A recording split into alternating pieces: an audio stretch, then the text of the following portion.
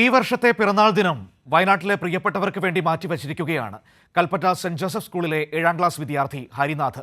വയനാട്ടിലെ പ്രിയപ്പെട്ടവർക്കായി എല്ലാവരും ഒത്തൊരുമിക്കണമെന്ന് ഈ കൊച്ചുമിടുക്കൻ അഭ്യർത്ഥിക്കുന്നു.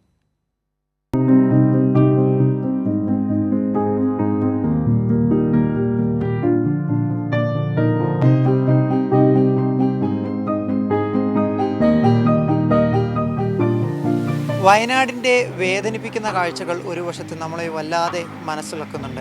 അതുപോലെ തന്നെ ഇപ്പുറത്ത് വയനാടിനെ ചേർത്ത് നിർത്തുന്ന മനോഹരമായ കാഴ്ചകളും നമ്മളെ കാണുന്നുണ്ട്. എന്നോടൊപ്പം ഉള്ളത് വയനാട്ടിലെ മേപ്പാടി സ്വദേശിയായ ഹരിനാഥാണ്. ഹരിനാഥിൻ്റെ ബർത്ത്ഡേ ആണിന്ന്. അപ്പം നമ്മളൊക്കെയും തന്നെ പിറന്നാൾ ആഘോഷിക്കുക, കേക്ക് മുറിച്ചും അതുപോലെ തന്നെ കൂട്ടുകാർക്ക് പാർട്ടി നടത്തുകയാണ്.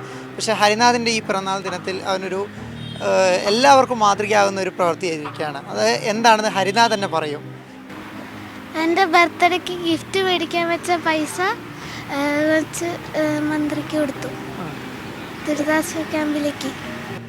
ആരാ മോനിക്ക് ഇങ്ങനെ തോന്നാൻ കാരണം? ആരാ മോനോട് ഇത് പറഞ്ഞത് ഇങ്ങനെ കൊടുക്കുന്നതാണ് നല്ലത് അല്ലെങ്കിൽ ഇങ്ങനെയാണ് ചെയ്യുന്നതെന്ന്? അവർക്കൊരു സഹായം ആയിക്കോട്ടെ എന്ന് വിചാരിച്ചു ഇതാണ് ചെയ്തത്. മോൻ്റെ എത്രാമത്തെ പിറന്നാളായിരുന്നു ഇന്ന്? 12ാമത്തെ. ഓക്കെ. എല്ലാ പ്രാവശ്യവും പിറന്നാൾ ആഘോഷിക്കാറുണ്ടോ?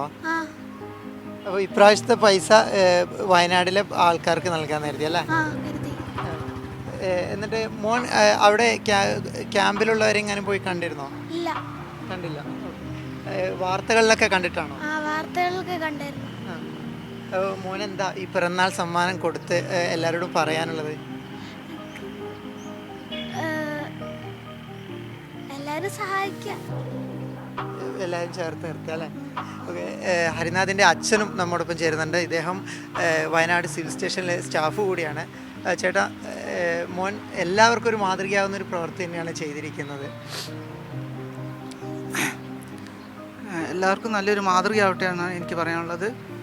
പിന്നെ എല്ലാവരും സഹായിക്കാം, നമുക്ക് കഴിയുന്ന സഹായം ചെയ്തു കൊടുക്കുക, അത്രേ ഉള്ളൂ. മോനിങ്ങനെ ആഗ്രഹം പറയായിരുന്നോ? മോൻ പറഞ്ഞിരുന്നു ഇങ്ങനെ പ്രാവശ്യം ഒന്നാമത് ആഘോഷം വേണ്ടെന്നുള്ളൊരു ചിന്താഗതിയായിരുന്നു. അപ്പോൾ ഇങ്ങനത്തെ ഒരു പ്രശ്നങ്ങൾ കാരണം ഞങ്ങളൊരു തീരുമാനം എടുത്താണ് അങ്ങനെ എല്ലാവരും കൂടെ കൂടിയിട്ട്. എന്തായാലും ഹരിനാഥന് പിറന്നാൾ ആശംസകൾ നേരുന്നു. അതോടൊപ്പം തന്നെ ഈ ഒരു ചേർത്ത് നിർത്തൽ തന്നെയാണ് കേരളത്തിൻ്റെ പ്രത്യേകതയും അതുതന്നെയാണ് ഇപ്പോൾ ആവശ്യമായിട്ടുള്ളതും. അനിൽ കല്യാശ്ശേരിയോടൊപ്പം റമീസ് മുഹമ്മദ്, കൈരളി ന്യൂസ്, വയനാട്.